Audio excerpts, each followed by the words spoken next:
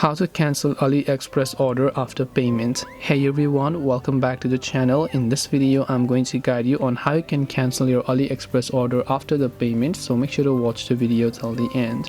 Now, to basically cancel your AliExpress order whether or not you've paid for it, let's say you have ordered something and you have already paid for it, but now you want to cancel the order. So you open up the AliExpress application here, and once you have done that, you tap the account option from the bottom right of the screen.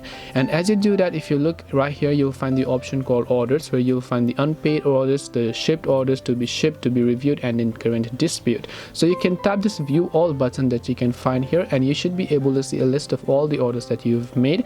Now, regardless if you've already paid for the order or not, doesn't really matter. You'll find the cancel order option there, and once you find the cancel order option, you just want to tap on it to cancel your order respectively. This way you can go ahead and then cancel your AliExpress order after payment. Hope this video was very helpful. If you have got any more questions, then feel free to also leave them down below. Thank you for watching till the very end of this tutorial, and see you soon in the next video.